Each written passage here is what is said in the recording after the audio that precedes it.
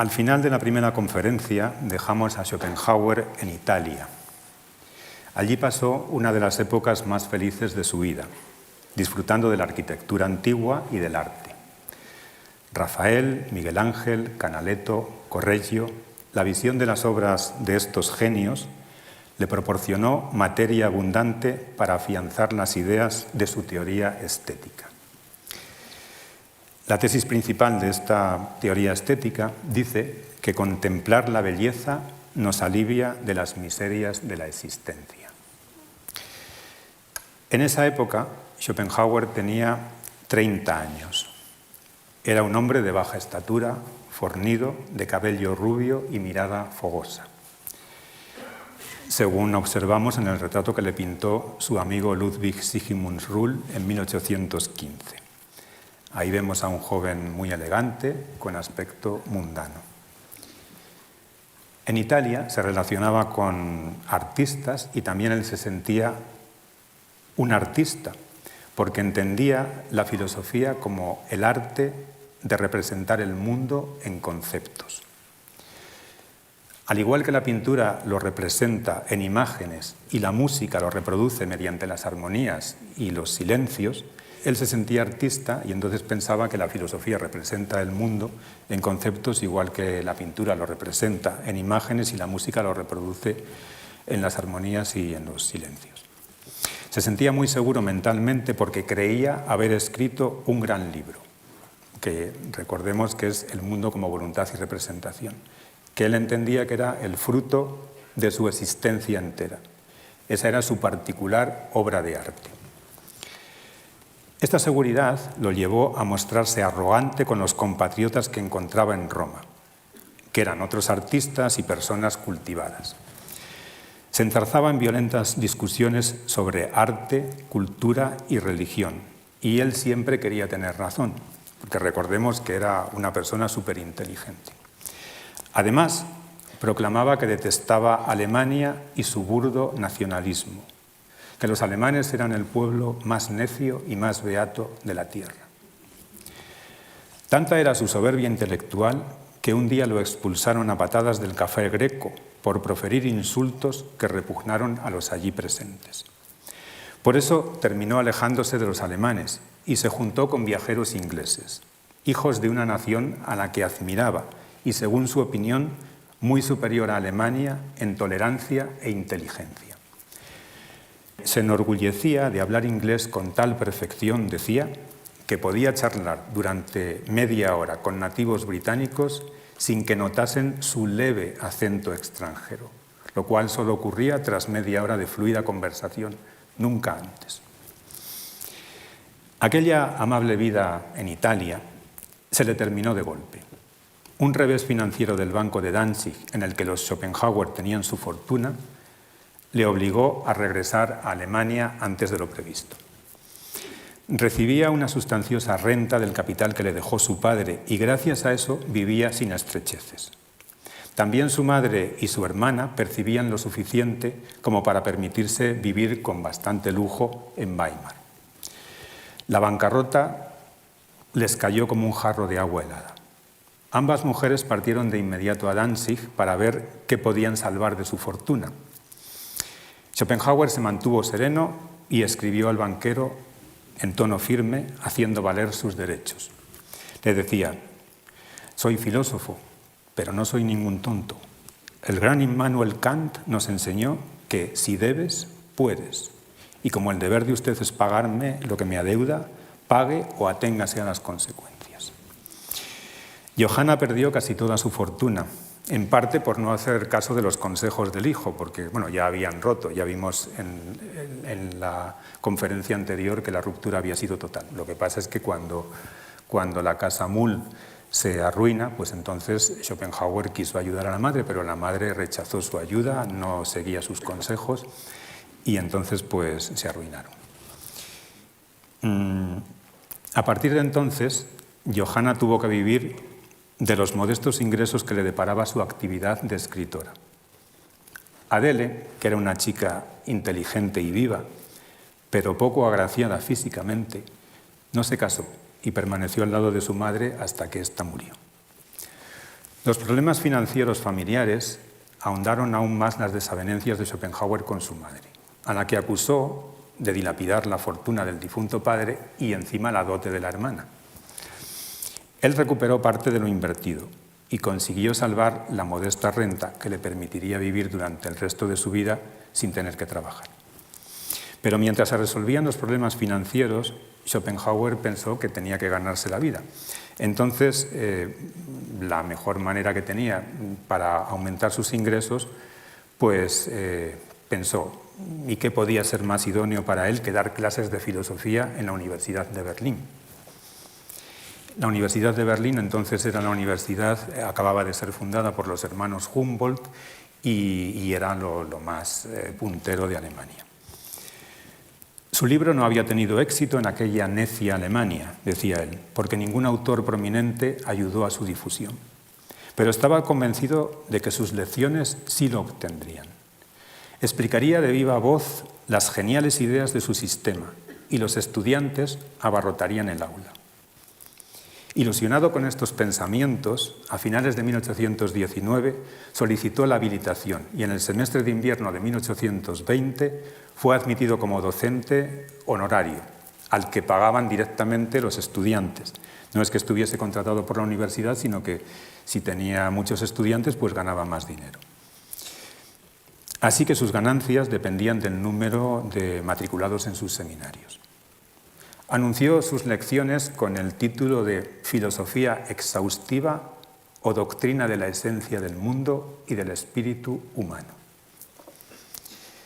Por aquel año, Hegel era ya catedrático de filosofía en esta misma universidad berlinesa, que estaban captando lo mejor que había entre los eruditos y los filósofos que había entonces, y también los científicos.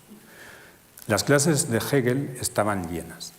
Aparte de los estudiantes matriculados, asistían como oyentes funcionarios y hasta militares.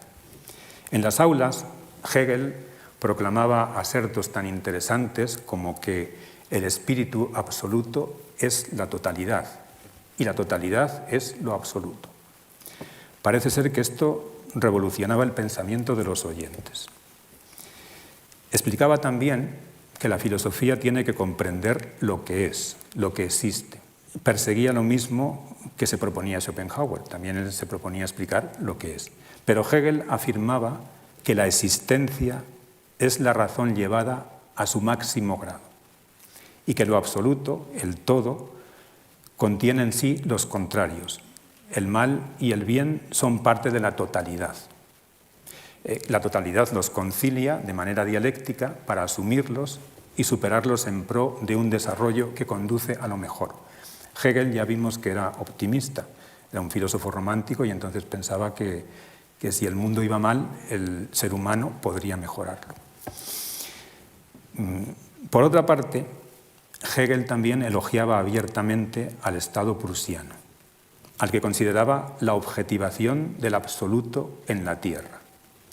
El Estado prusiano era el más racional y aspiraba a ser el mejor de los posibles, el sumo garante de la moralidad y de la libertad. Ideas como estas repugnaban a Schopenhauer, que se situaba más en la línea del inglés Thomas Hobbes y creía, como él, que el Estado es un mal necesario ideado para que los hombres, lobos feroces los unos para con los otros, no se despedacen entre sí. Muy al contrario que Hegel, que veía con optimismo un mundo siempre en progreso hacia lo mejor. Schopenhauer sostenía con negro pesimismo que nuestro mundo es el peor de los posibles y que ya no puede ser más malo porque de serlo se desintegraría. En suma, Hegel era su antípoda en todo. Schopenhauer le tenía manía, como vimos ya cuando leía sus lecciones, que dibujaba burros ahí al lado de los párrafos que no le gustaban, ¿no? Y entonces eso, Schopenhauer le tenía manía y en sus obras posteriores se cebó con inquina en él. Lo calificaba de filósofo de pega, filosofastro, sátrapa de la filosofía, mameluco o simplemente de puro soplagaitas. A su filosofía del espíritu absoluto la denominaba del sinsentido absoluto y filosofía de manicomio. En un alarde de altivez, Schopenhauer solicitó impartir sus clases a la misma hora en las que el señor catedrático Hegel imparte su seminario principal. Le escribió al rector y le dijo: oiga, yo no puedo ir a otras horas más que a las que Hegel tiene las clases. Estaba convencido de que en cuanto apareciera él en escena, le quitaría a los alumnos a su odiado colega. Todo nuevo docente de la Universidad de Berlín tenía que presentarse solemnemente al claustro de profesores, impartiendo una lección inaugural en latín. Así lo hizo Schopenhauer con un discurso en loor de la filosofía. En él se presentó a sí mismo literalmente como un Don Quijote que llegaba a la universidad para hablar claro y desterrar de tan magna institución a los charlatanes que llenaban de vana palabrería las cabezas de los estudiantes. La filosofía no es lo que estos proclaman, decía, una sarta de especulaciones absurdas, sin base lógica. Más bien se ocupa de problemas reales. Enseña a vivir mejor y a conocer el mundo tal cual es.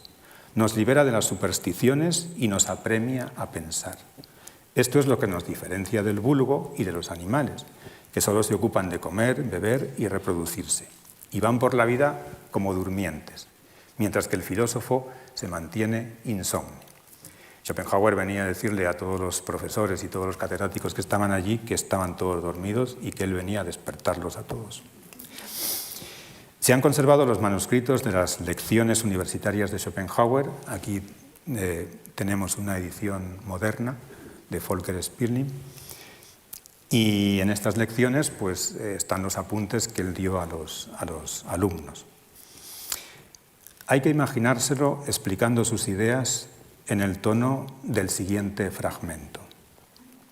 Le decía a sus alumnos: la existencia de las cosas es idéntica al hecho de que sean conocidas. Que ellas existan significa que son representadas.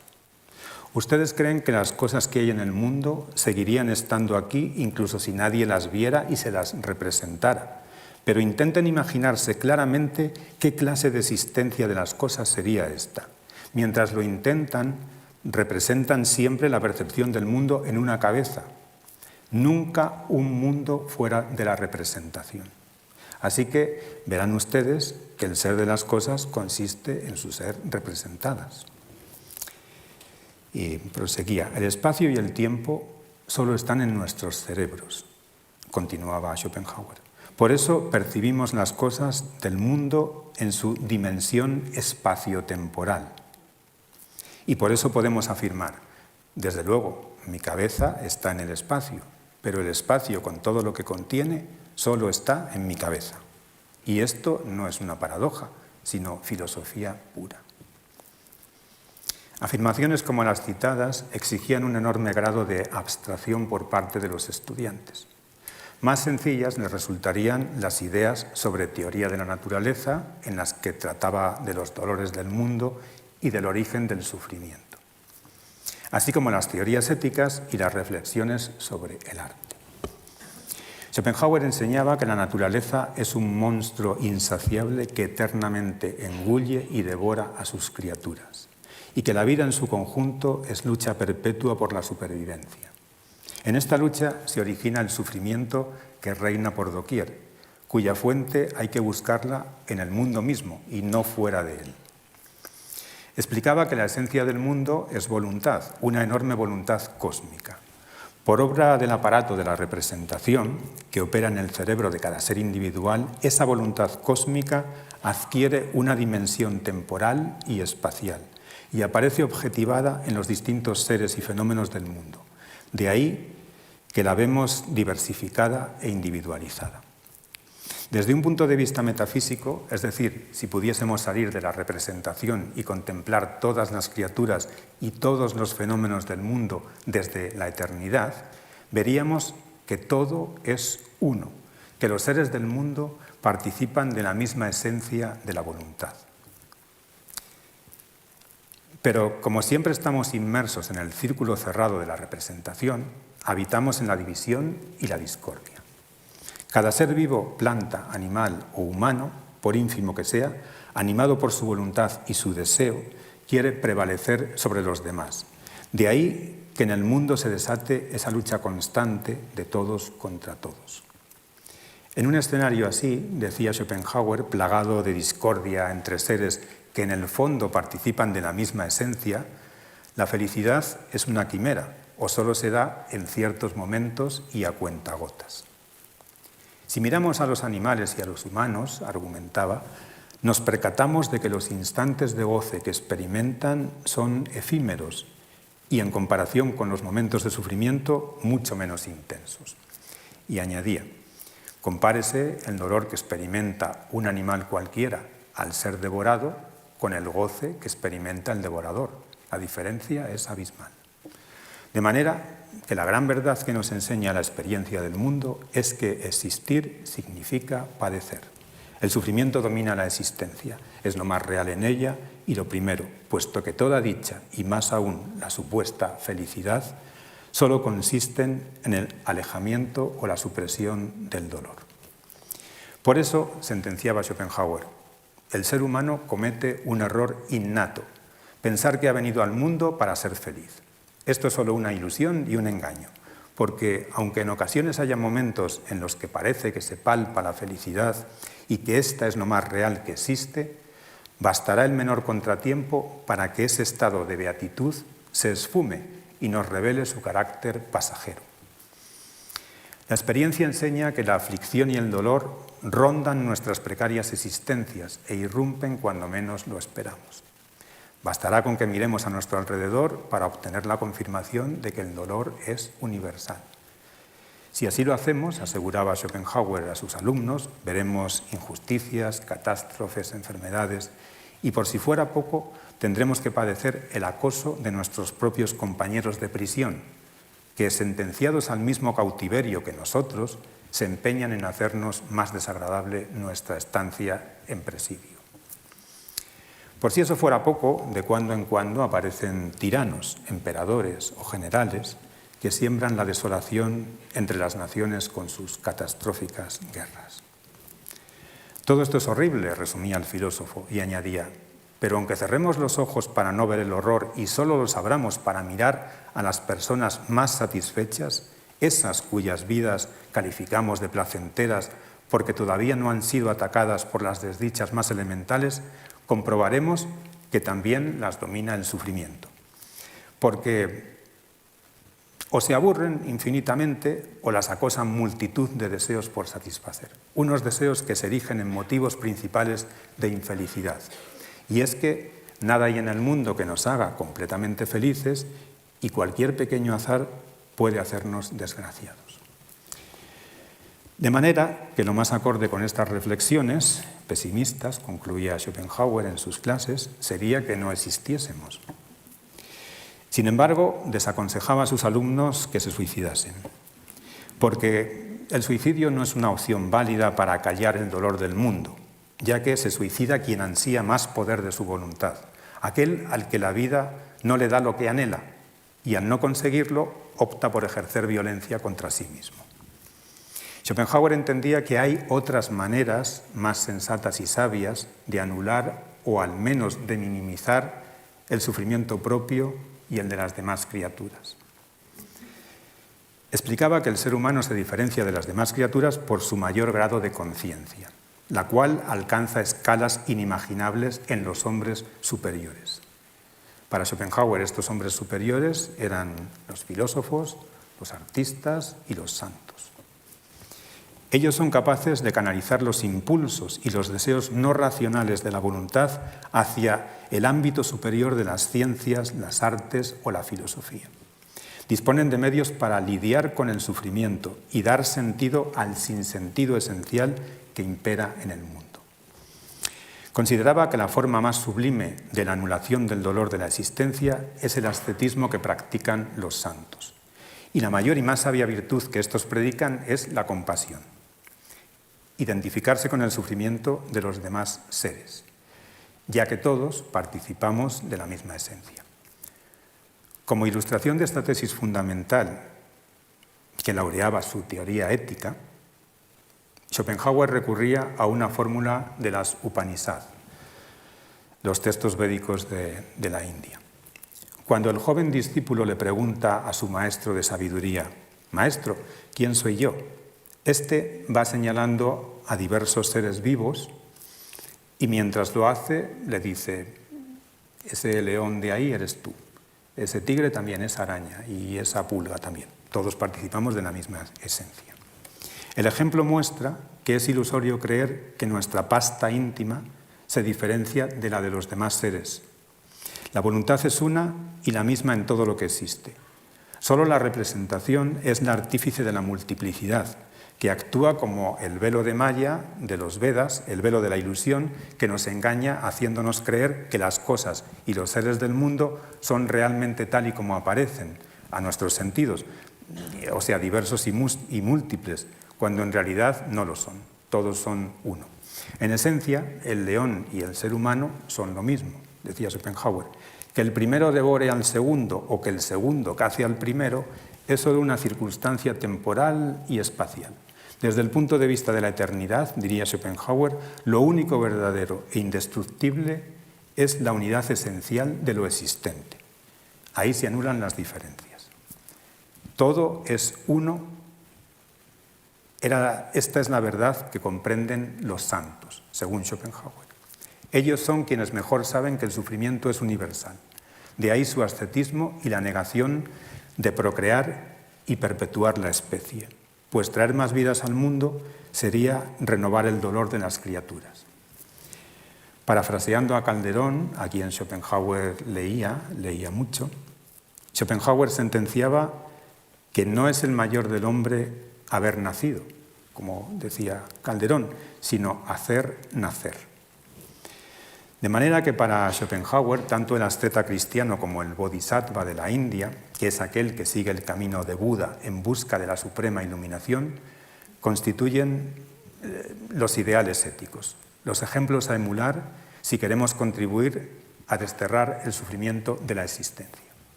Ellos son los ejemplos que tenemos que seguir, en teoría.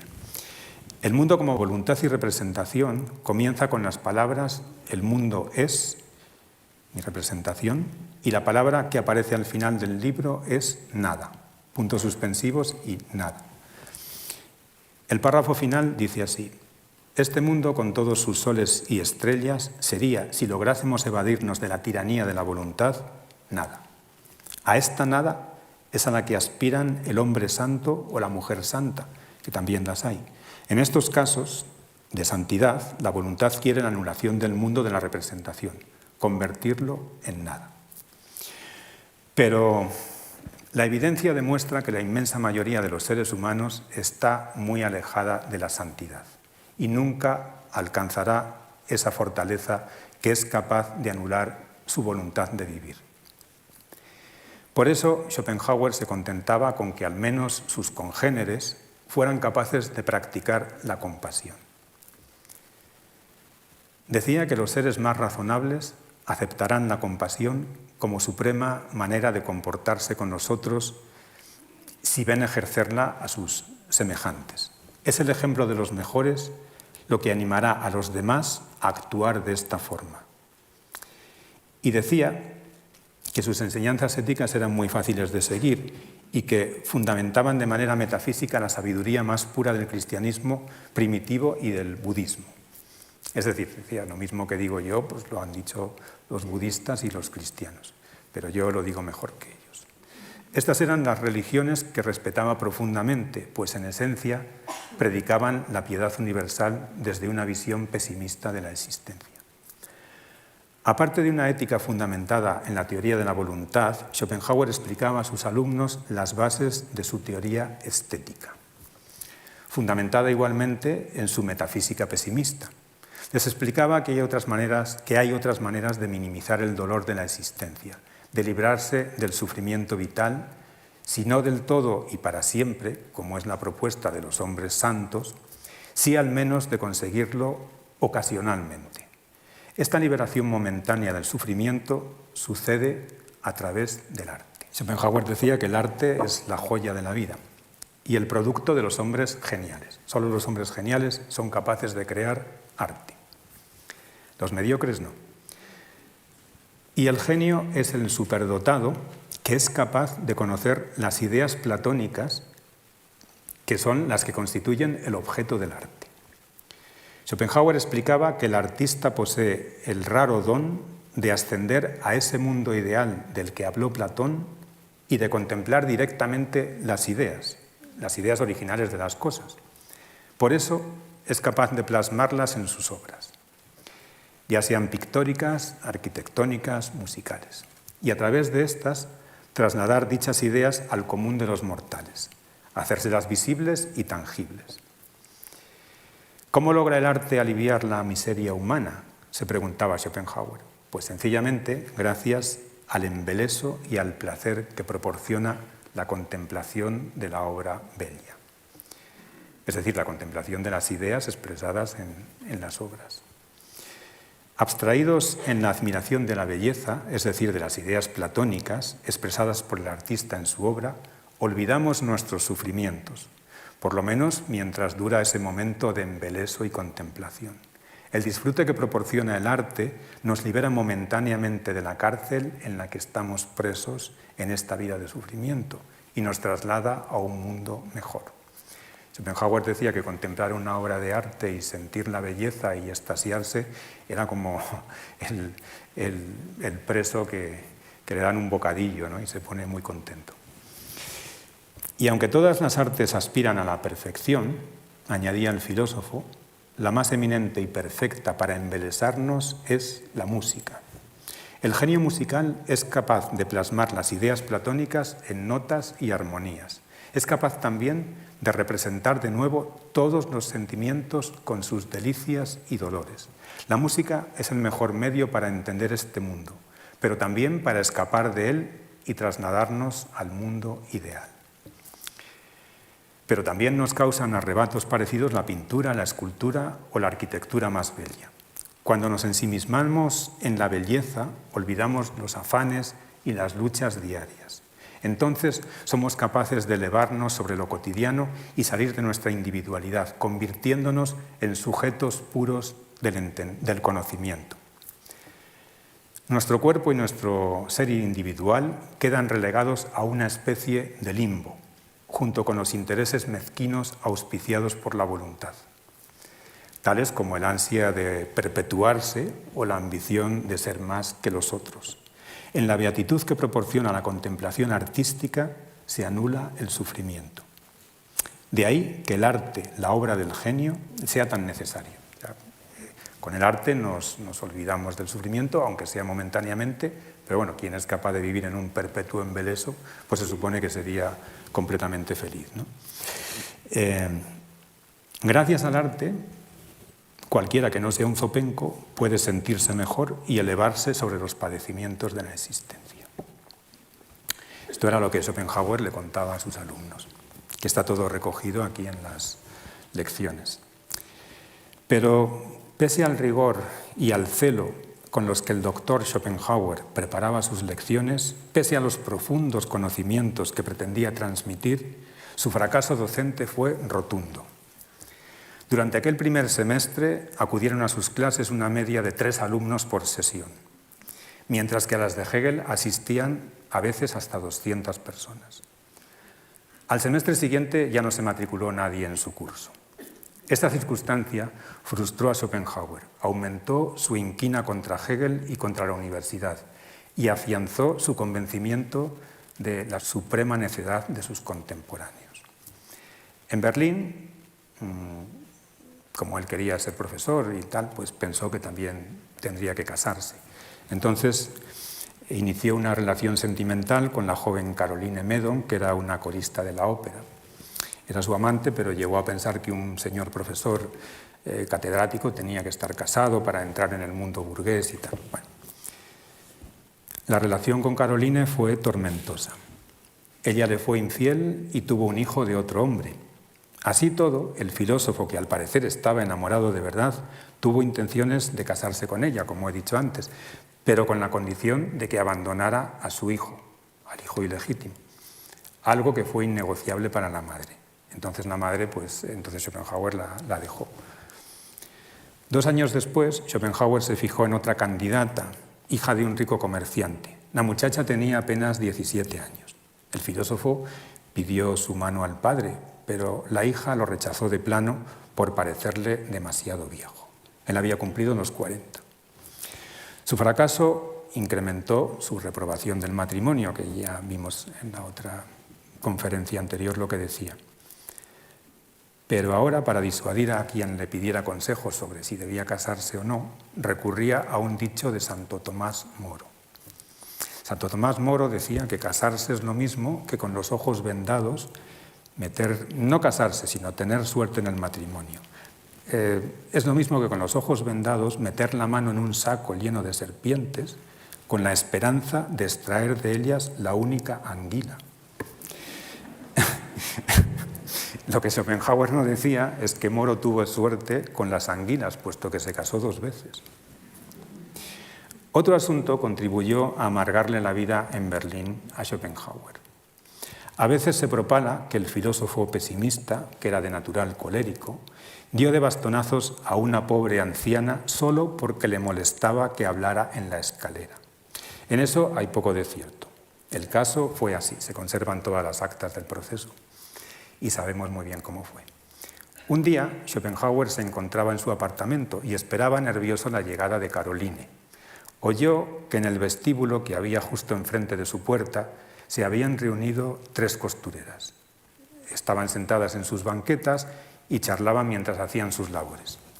Él había convenido con su casera que nadie se sentara en aquel vestíbulo. Como buen erudito, era un fanático del silencio y no quería ser molestado por ninguna clase de ruido, y menos por el de las voces humanas de cháchara. Así que salió fuera e invitó cortésmente a las 3 mujeres a marcharse. Una de las costureras se resistió y dijo que no se iba. Schopenhauer se enfadó y acabó conduciéndola del brazo escaleras abajo. Quiso la mala suerte que la mujer tropezara en el último peldaño y cayera al suelo. Enseguida comenzó a gritar que aquel caballero la había tirado por las escaleras apaleándola con su bastón. El filósofo hasta la ayudó a levantarse del suelo. Pero ella no cesaba de dar voces. Schopenhauer se exaltó y la acusó de ser una vieja bribona. Vino un médico y constató un leve rasguño producido por una verruga de la mujer que se había desprendido en el forcejeo, pero nada de gravedad. Aún así, la costurera denunció a Schopenhauer por lesiones e injurias. Bueno, ya he dicho que se conservan las actas del proceso y según las cuales, en un principio, el fallo fue favorable a Schopenhauer, al supuesto agresor, eximiéndole de culpa en lo relativo a las lesiones, aunque no de las injurias. La mujer precisó que la había insultado llamándola vieja bruja y no vieja bribona. La víctima recurrió y un diestro abogado consiguió cambiar el rumbo del proceso con testigos falsos. Schopenhauer declinó ser defendido por un profesional y se defendió él mismo. Consideraba que ir armado solo con la verdad sería su mejor defensa. Durante 6 años peleó por ganar el proceso, pero finalmente lo declararon culpable y tuvo que pagar una pensión vitalicia a la costurera, que vivió otros 6 años. Esto lo humilló y lo amargó, ratificándolo en su creencia de la innata maldad del género humano. En fin, soltero y solitario, fracasado en el mundo literario y en el universitario, Schopenhauer abandonó Berlín a causa de la epidemia del cólera que amenazaba a esta ciudad. Y en 1832 se instaló definitivamente en Frankfurt del Meno, decidido a comenzar una nueva vida de paz y de retiro. Ya desencantado del mundo, quería vivir a solas con sus libros y sus escritos. Calmaba su orgullo herido con el pensamiento de que en su fuero más íntimo él no era en verdad ese amante frustrado o el profesor sin alumnos o el inocente al que condenan en un proceso por lesiones e injurias.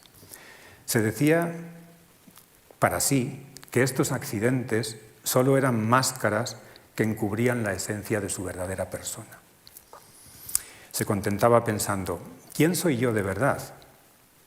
Se preguntaba y respondía, pues ese que ha escrito El mundo como voluntad y representación, el que ha dado una solución al gran enigma de la existencia que deja obsoletas a las precedentes y que habrá de ocupar a los pensadores futuros durante los siglos venideros. Ese soy yo.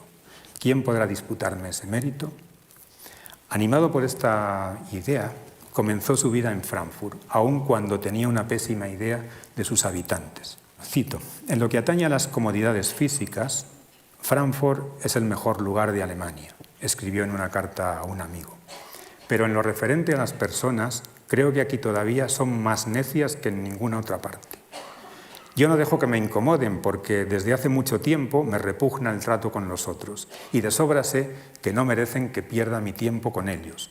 Contemplados desde fuera, forman en todas partes un gabinete de caricaturas irrisorias. Contemplados desde el espíritu, un hospital de locos. Y si contemplo su carácter moral, son un cabaret de bribones. Así que vivo solo, con un caniche de lanas blanco, un animal bueno y muy inteligente, con mi biblioteca, y no me aburro en absoluto, pues el tiempo vuela. En su nueva ciudad se ilusionó con la posibilidad de ganar algo de dinero como traductor, pues dominaba el inglés, el francés y el italiano, y desde 1825 aprendía español, un idioma muy valorado en Alemania en aquel tiempo. Cervantes, Calderón y Lope de Vega eran lecturas obligadas de las personas cultas. Muchas de ellas las leían en español. Y Schopenhauer también. Aunque Schopenhauer consideraba El Quijote un libro extraordinario y admiraba a Cervantes, decía que su autor español predilecto era el filosófico Baltasar Gracián. Su obra magna, El Criticón, le parecía uno de los mejores libros del mundo. El sacerdote jesuita Baltasar Gracián fue un acerado pesimista, no un pesimista metafísico, sino antropológico.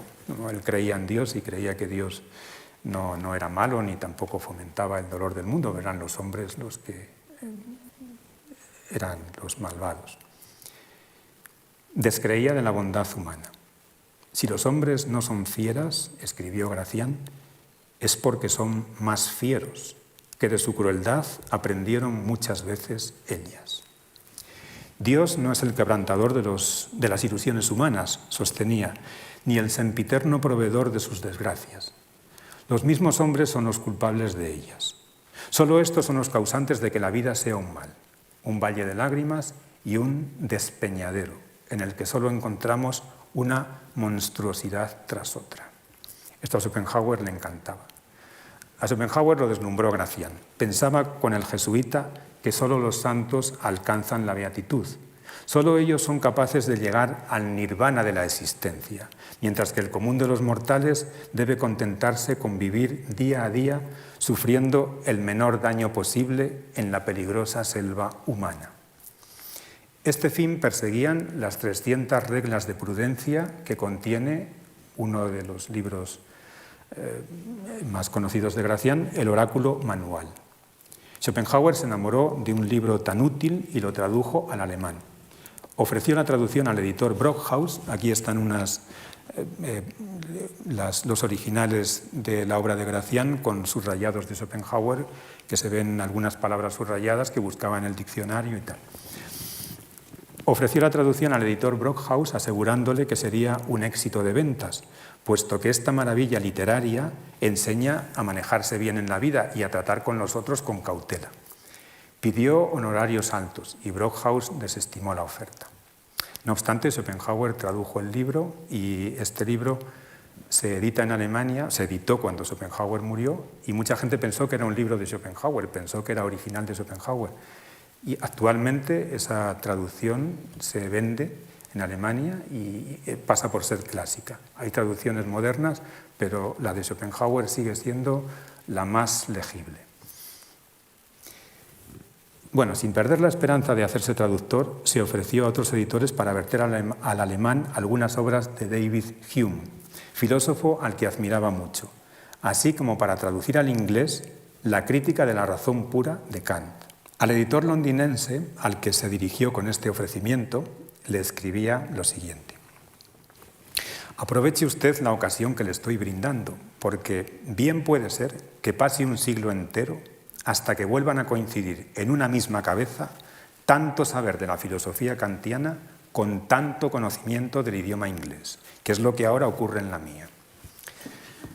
Pero tamaño milagro no convenció al editor inglés, y los proyectos de ganar fama como traductor quedaron en nada. Esto supuso una nueva frustración para Schopenhauer. Seguía consolándose pensando que la soledad es indicio de genio y de exclusividad. Los grandes espíritus anidan en las alturas, semejantes al águila, solos, decía. Este es un pensamiento extraído de sus aforismos sobre el arte de saber vivir, que será uno de los ensayos más conocidos de su obra Parerga y Paralipómena. Al igual que esta otra reflexión que leo a continuación, que condensa muy bien lo que Schopenhauer sentía en aquella época. Decía: del mundo no hay mucho que tomar, la necesidad y el dolor lo llenan, y a cuantos escapan momentáneamente de esos males, los acosa el aburrimiento tras cada esquina. Por lo demás, lo gobierna la maldad y la estupidez tiene siempre la palabra. El destino es cruel y los seres humanos son infelices.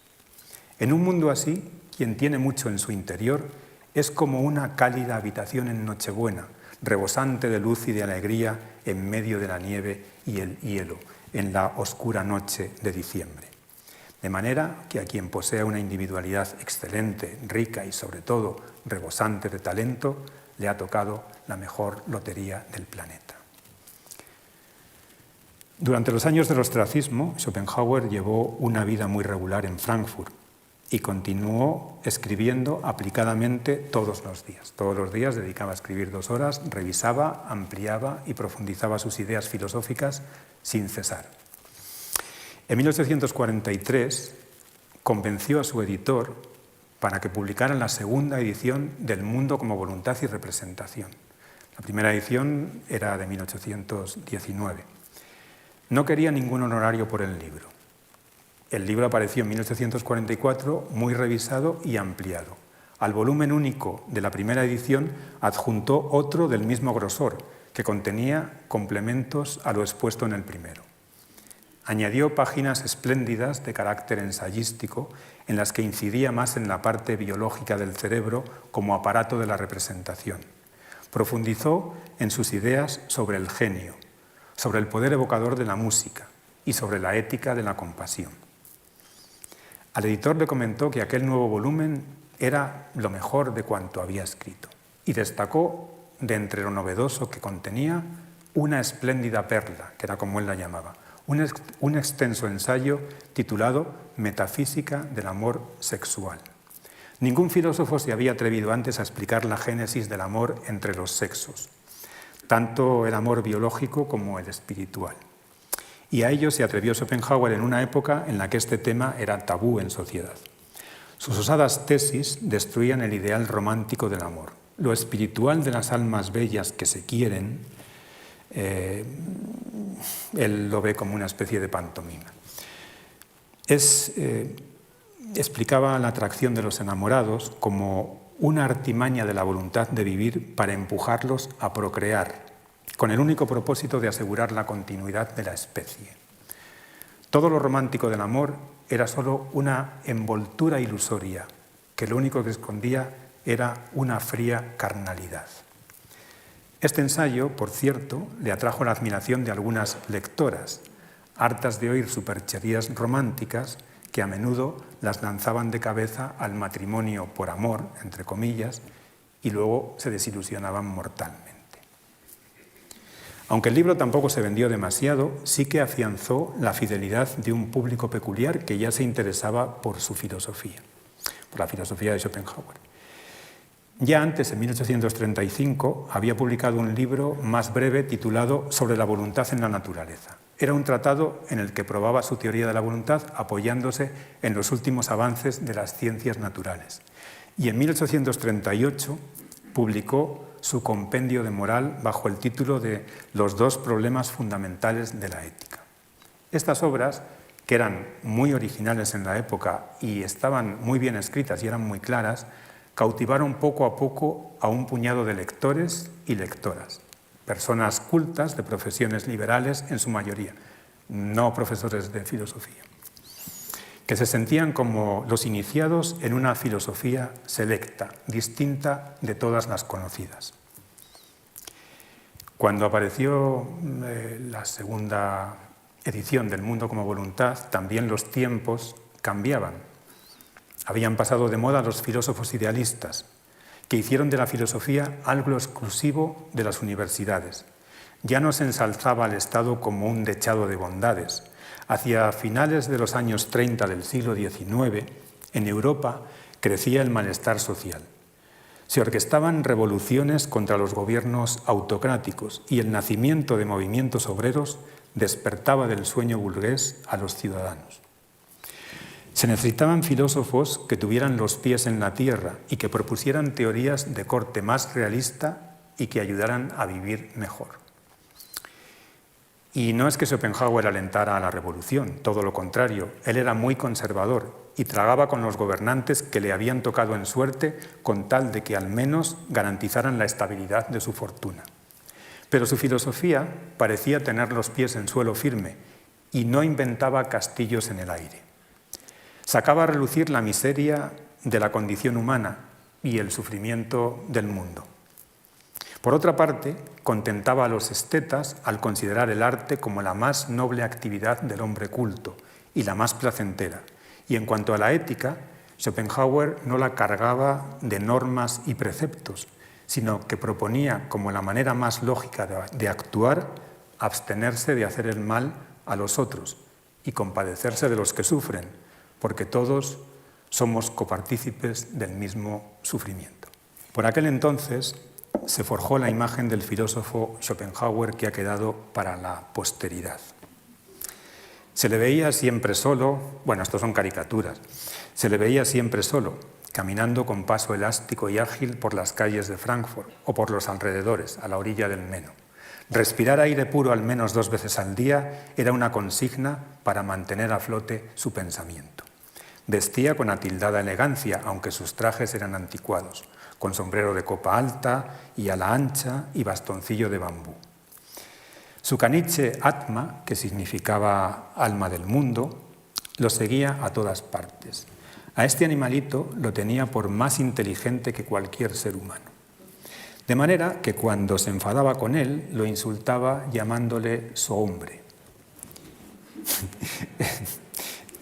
«Eres más necio que uno de estos bípedos mal llamados inteligentes», le decía en voz alta para que la gente lo oyera. Aunque Schopenhauer vivía en su casa con una ama de llaves ya mayor que le resolvía las tareas hogareñas, comía y cenaba a diario en el elegante Hotel Inglés de Frankfurt. En la mesa solía monologar con efusividad cuando encontraba comensales ocasionales que lo escucharan. Departía sin cesar y siempre quería tener razón. Aunque la mayoría de las veces se veía condenado al silencio, pues constataba que no existía compañía adecuada para él. A menudo comía rodeado de funcionarios y oficiales del ejército. Se cuenta que hubo un tiempo en que adoptó la costumbre de depositar una moneda de oro delante de su plato. Terminada la comida, retiraba la moneda ostentosamente y se la guardaba en el bolsillo. Por fin, inducido a revelar el misterio de este proceder, aclaró que esa moneda se la daría a los niños del hospicio el día en que observara que los señores oficiales allí sentados en el comedor hablaban de temas más sustanciosos que los referidos a sus caballos o sus amantes. Antes de irse a dormir, solía leer en el libro que él llamaba su Biblia privada, la traducción latina de las Upanishad, para rezar sus oraciones. Sobre gustos no hay nada escrito, decía, pero yo no conozco ninguna oración más bella que esta de los antiguos sabios hindúes, que dice que todos los seres vivos se vean libres de sufrimiento. En 1851 publicó una obra ensayística de extraño nombre, Parerga y Paralipome, a la que ya me he referido antes. Términos griegos que significan fragmentos y añadidos misceláneos. Eran otros 2 tomos de casi 500 páginas cada uno, que contenían ensayos de lo que él llamaba filosofía mundana, es decir, comprensible para todo el mundo. Entre los ensayos del primer tomo se hallaba uno, que ya lo he mencionado antes, Aforismos sobre el arte de saber vivir. En él, Schopenhauer proponía su particular tratado de autoayuda, siguiendo el espíritu de Aristóteles, Séneca, Montaigne, Gracián y los moralistas franceses. Su tesis principal afirma que aunque esta vida es sufrimiento y lo mejor sería no existir, lo cierto es que la mayor parte de los seres humanos solo quiere vivir con normalidad y sin grandes contratiempos. Si no podemos ser felices, escribía, si no podemos ser felices del todo en esta vida, sí que podemos intentar ser menos desgraciados. En ese ensayo él proponía las pautas para lograrlo. Ese es el libro que hoy más se lee de Schopenhauer, Los aforismos sobre la sabiduría de la vida, que es un extracto de Parerga y Paralipómena, pero que se vende como libro independiente. Y realmente, más que la metafísica, es lo que se suele leer. Junto a este había otro ensayo muy combativo titulado La filosofía en la universidad. Era su venganza contra los catedráticos de filosofía, a los que tachaba literalmente de ser unos bastardos e indignos de Platón y de Kant, porque accedían a las cátedras por favor y por enchufe y no por mérito. Parerga y Paralipómena le granjeó la simpatía de sus contemporáneos, hartos de que la filosofía fuera una materia intrincada e incomprensible. De la noche a la mañana, el nombre de Arthur Schopenhauer estuvo en boca de todos. El hotel inglés se convirtió en un hervidero de huéspedes que comían allí solo por ver al filósofo, que tenía fama de ser intratable, pero que recibía con alborozo a quien se le acercaba para elogiar su obra. En poco tiempo se formaron camarillas de admiradores y prosélitos de su filosofía. Algunos de estos eran como santones de la India, que se dejaban crecer luengas barbas, pese a que el propio filósofo decía que la barba era cosa de hombres primitivos. Se reunían en una especie de logias y conversaban sobre las teorías del maestro, como si fueran las de un iluminado o de un asceta, ¿no? Ellos formaban camarillas y formaban como sectas, ¿no?, que se llamaban los schopenhauerianos. Con la fama se inició el periodo más luminoso de la vida de Schopenhauer. Bueno, son daguerrotipos que es que le encantaba fotografiarse. Era entonces un arte que estaba en ciernes y él, bueno, pues le gustaba mucho. Tenía muchas fotografías, se las regalaba a sus acólitos y tal. Cuando iban a verlo a casa, les daba fotografías. Con la fama se inició el periodo más luminoso en la vida de Schopenhauer. Él lo denominó con ironía la comedia de mi fama. Una comedia a la que ya llegaba un poco tarde, puesto que, decía, él estaba a punto de partir de este mundo cuando empezaba la función. Tenía entonces 63 años. Poco a poco va abriéndose paso la verdad entre las tinieblas, escribía alborozado. Hay muchas cartas de la época en que les decía a los discípulos, bueno, ya se van acordando de mí, hay reseñas de mis libros y tal, la gente me lee, en fin, que Schopenhauer se convirtió en un hombre pues se ponía muy contento. Ante la afluencia de tanta gente que quería visitarlo, tuvo que modificar algo su horario cotidiano. Durante las primeras horas de las mañanas solía escribir y leer. Después descansaba interpretando con su flauta obras de Rossini y de Mozart, hasta la hora de ir a comer. Las tardes las dedicaba al paseo y a lecturas ligeras, hasta la hora de la cena. Pero cuando empezaron a llegar las visitas, se vio obligado a emplear horas de la mañana y de la tarde para recibirlas. Tanta era la afluencia que puso un horario de visitas en el portal de su casa. Iban a verlo personas cultas con intereses filosóficos. Llegaban cargados de devoción por el maestro, querían saludarlo y ansiaban escuchar sus palabras. Algunos admiradores eran muy exaltados. Hace 14 días, contaba Schopenhauer, vino un maestro de escuela, un hombre alto, de unos 40 años. Entró, me miró de una manera que me dio miedo y gritó, quiero verlo, tengo que verlo, vengo para verlo.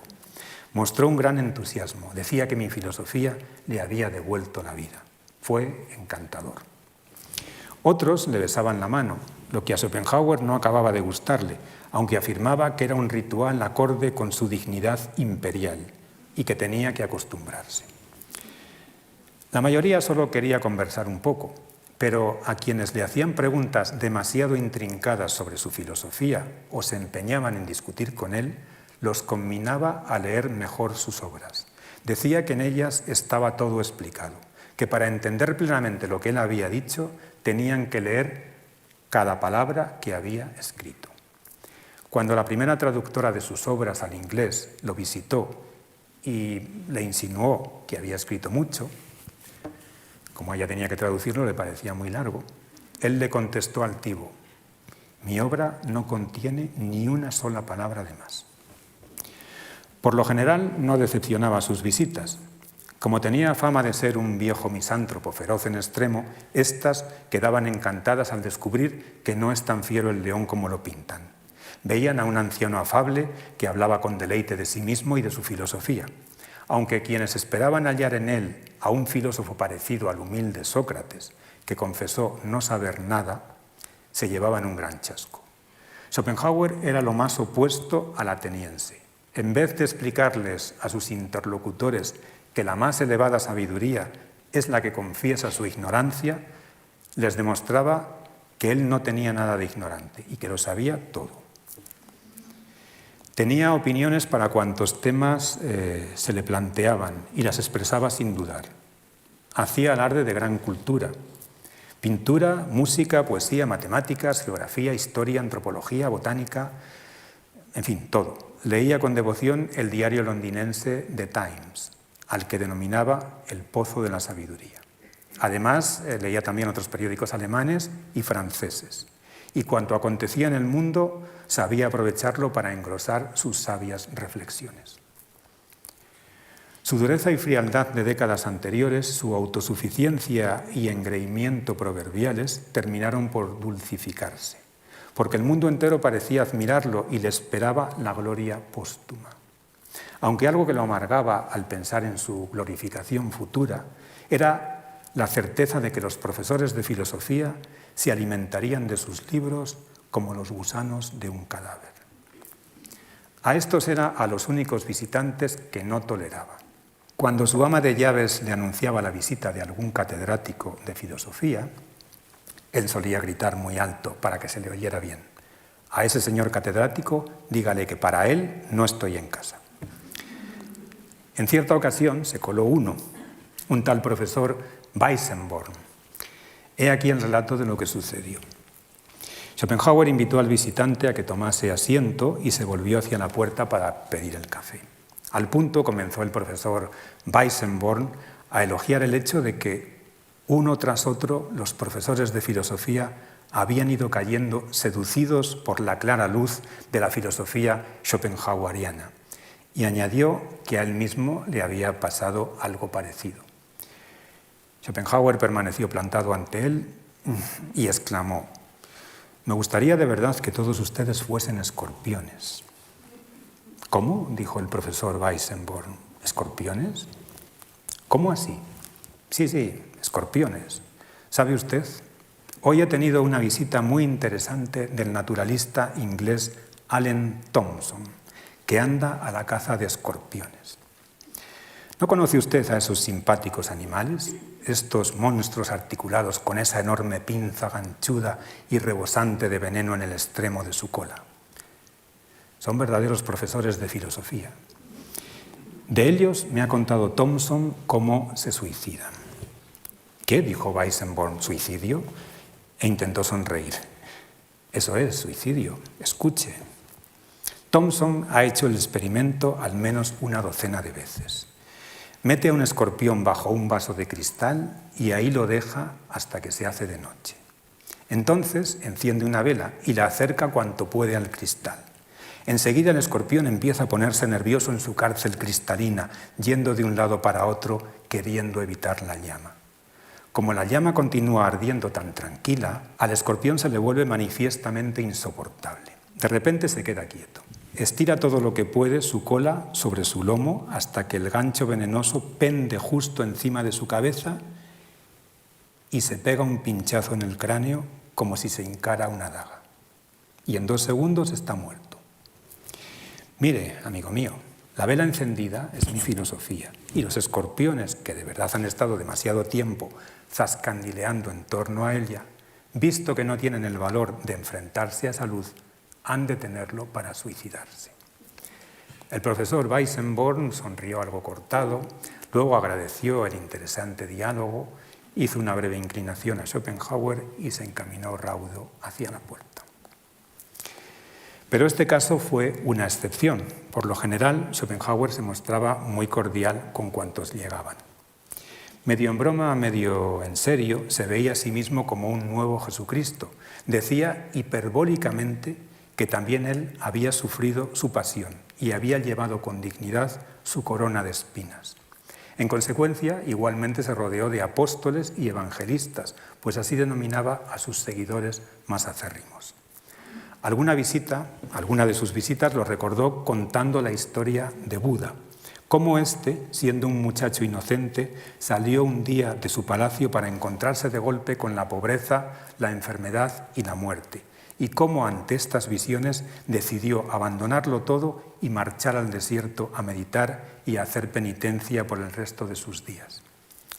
La forma que tenía Schopenhauer de contar esta historia hacía que al visitante se le saltasen las lágrimas, y él mismo parecía transfigurarse en éxtasis como el propio Buda. Eso lo contaban discípulos después que lo habían visto así. Se congratulaba mucho de que en su casa conviviesen armónicamente el altarcito que tenía la criada plagado de santos de los que era devota y la estatua de Buda que él tenía sobre una consola. Era una estatua bañada en oro, muy brillante. La había colocado de tal manera que al incidir sobre ella los primeros rayos del sol, su fulgor se percibiese desde las ventanas de la cercana parroquia de Sachsenhausen. Con esta pequeña travesura pretendía fastidiar al cura que allí vivía, el cual había dicho en un sermón dominical que a causa de los escritos impíos de Schopenhauer estaba expandiéndose el budismo por Europa. Hasta la idea tan negativa que tenía de las mujeres estuvo a punto de cambiar al final de su vida. Un día de noviembre de 1859 apareció de pronto en su casa una joven. Era escultora. Se llamaba Elisabeth Ney, sobrina nieta del famoso general de Napoleón, Michel Ney. Él respetó al viejo Schopenhauer que venía para modelar un busto suyo en mármol y que no aceptaba una negativa. El filósofo, perplejo ante la osadía de la chica, que le había dicho primero a su criada, no, eche a esa mujer, que yo no quiero recibir mujeres aquí ahora mismo, pero no, es una chica muy... nada, tiene que verlo y no se va de aquí hasta que no lo vea. Entonces el filósofo, perplejo ante tanta osadía, aceptó. Elizabeth llegaba por las mañanas y Schopenhauer, manso como un cordero, se sometía paciente a las sesiones de posado. Hablaban de muchas cosas, sobre todo de filosofía. Y el viejo cascarrabias le confesó que su inquina contra las mujeres solo provenía de que había tenido una madre horrible. A un amigo le comentó sobre Elizabeth. Trabaja todo el día en mi casa. Cuando regreso de comer tomamos café sentados los dos juntos en el sofá, de manera que me parece que estamos casados. El amigo observó que al comentarle esto, Schopenhauer se frotaba las manos de contento. Al cabo de un tiempo el busto quedó terminado. De él se sacaron numerosas copias en yeso que se vendieron muy bien. Cuando Elizabeth se marchó, mantuvieron correspondencia. La joven se burlaba graciosamente del mal humor de su amigo, pero sin dejar de admirarlo por su valentía intelectual y hasta prometió volver a visitarlo. Pero ya no se vieron más porque Schopenhauer falleció poco después. Una enigmática frase del filósofo, escrita en aquel tiempo y que ha quedado en sus manuscritos inéditos, rezaba así: todavía no he dicho mi última palabra sobre las mujeres. ¿Qué quería decir esto? ¿Preparaba Schopenhauer alguna idea novedosa y positiva sobre el mal llamado sexo débil? El talante independiente de aquella muchacha desenvuelta, artista y segura de sí misma, ¿le habría hecho cambiar su idea que tenía de las mujeres? No lo sabemos. No lo sabemos.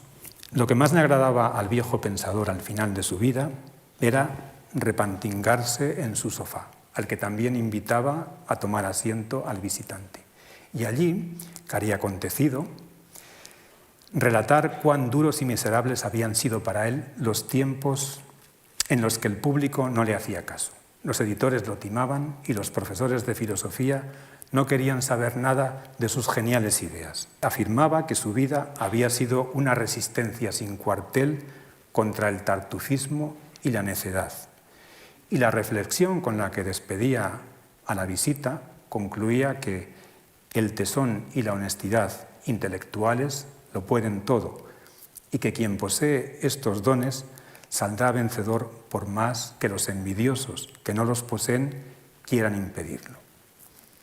Y aquí retomo el pensamiento expresado en la primera conferencia, en la cita de Javier Gomá, con la que abrí la conferencia anterior, que dice, en síntesis, que no hay genios olvidados, puesto que el raro don que éstos poseen es tan único que al fin tienen que ser descubiertos.